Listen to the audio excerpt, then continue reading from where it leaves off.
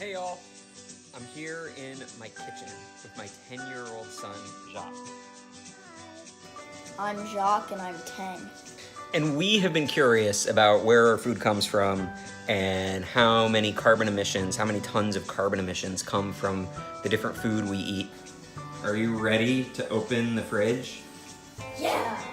We're gonna open up our fridge and we're gonna take all the items out of the fridge. And we're gonna set them up here on the floor of the kitchen and we're gonna put them in 4 piles. Piles are gonna be meat, dairy, fruits and vegetables, a couple of onions. One question. What's carbon emissions? Chocolate sauce. I put it in the condiment pile. It's one of the gases that drives global climate change. So check this out. This Southern barbecue sauce. You've heard about global climate change. Yeah. What is global climate change? I'm not exactly sure, but I've heard about it a lot. Says smooth as a Kentucky summer. And we change the way the atmosphere works. It was made in Missouri. Some Greek yogurt, but I wonder if that is from New York. Nope. Batavia, Illinois. Changing of the Earth's temperature and weather patterns as a result of humans emitting gases, pollution, into the atmosphere. Peppers, we got cucumber, blueberries from Praise. We got it at the farmer's market. And so it traps more heat at the Earth's surface and doesn't let it escape. Barcodes on avocados, those are coming from where? So things get warmer, we might get more severe storms. Product of Mexico. Look, so these are some tomatoes we got at the farmer's market. Yeah, we got split.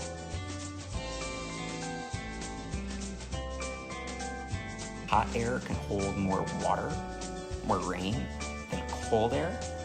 We got lots of fruits and vegetables spread out. Bigger storms, we might get hotter, harsher summers with less rain. We've got cheese. We've got cream cheese. I wonder if that apple juice is local. New York is a big apple producing state. Let's see what we can find. Concentrate of USA, Argentina, and China.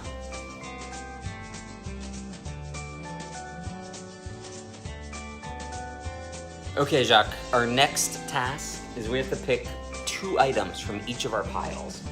And we're gonna try to gather the right information to put into the Food Miles calculator on the internet. Pickles. Milk. Cherries. All right, so we are using foodemissions.com. Duck eggs, which are very, very good. Ground pork. Polish meat. Polish sausages that our friend makes off the street. And we thought that the first item we would do would be this ground pork that we pulled out of our fridge. All right, so the first question that we have here is to select a food category. It's not a bean, it's not dairy, meat and poultry. We'll choose that. Plums. Hey, we need those plums so we can figure out where they're from. It says here on the label that this was produced in Hawthorne, New Jersey. So we used Google Maps to find out that Hawthorne, New Jersey is 289 miles from Plattsburgh. Ranch. Or mayonnaise? Mayonnaise. And ketchup. All right, calculate food emissions. Boom. What did we learn here? It says here product region Iowa in the USA. This came from New Jersey, so I'm not sure what that's about. Product form frozen. We got it in the meat section, but it wasn't frozen. Emissions 2.48, and you can see here that we are looking at kilograms. So 2.5 kilograms of carbon emissions in order to produce this 1 pound of ground pork.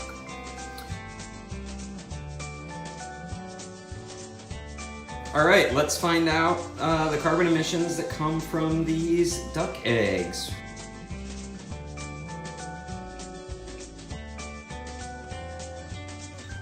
Okay, they're not beans, they're not dairy.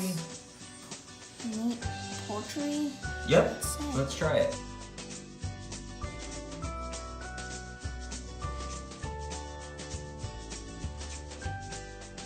You went to the farm. Were the ducks roaming around? Yeah. All right, that's free range because they're free to go anywhere they want. All right, so here's our production bar, and we see the scale goes 0, 0.2, 0.4, 0.6, 0.8, and 1, and that's for kilograms of carbon dioxide. Oh. So we are just above 0.8, right? So not even 1 kilogram of carbon dioxide went into producing these duck eggs. That's good, right? That's pretty good. Remember, for our pork, it was right at about 2.5 kilograms. So less carbon emissions for the duck eggs than for the pork. All right, they are local and they didn't come away. Yeah, cool. All right, I am on my last item. It is the Havarti cheese, which is from Concord, Ontario in Canada. Let's see what we get here. Product emissions, 1.34 kilograms. That's to produce the cheese, and then 0.02, 2/100ths of a kilogram in transportation.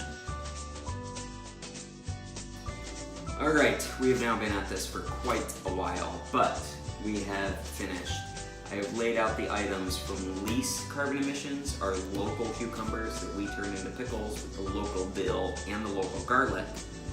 I suppose we actually need to look and see where the vinegar came from. That's another day. The duck eggs, which are locally produced, the ducks don't take a lot to produce. They eat insects and they eat some seeds and grain. To our local Polish sausage that a friend of ours makes. The pork has a fair amount of carbon emissions associated with it, but this pork is local and doesn't have a lot of transport, and our friend just up the street made the sausage for us. The milk, the California plums, all the way across the country for that.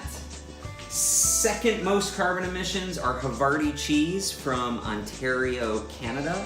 Most of the carbon emissions there from the cheese come from the raising of the cattle, not from the transportation.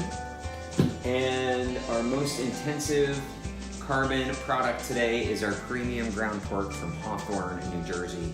Almost all of those emissions come from the production and the raising of the pigs, not of the transportation.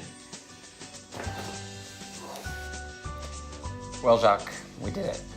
We emptied out the fridge and we categorized everything.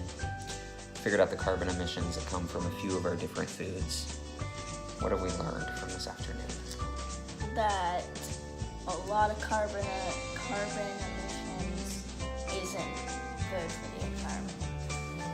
So Jacques, if you wanted to reduce the carbon emissions that came from your diet, what's something that you could do?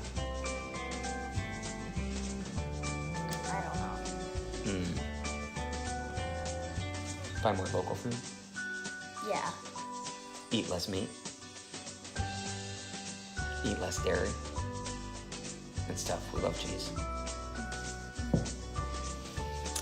Well, thanks for watching. This was our experiment for the afternoon. Goodbye. Now, do you know what we have to do? You know. Put everything back in the fridge.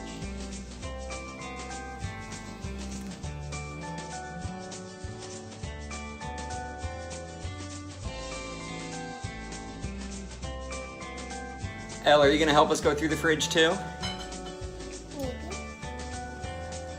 Maybe. What's your name and how old are you? Eloise, 7. Eloise, what are the food groups?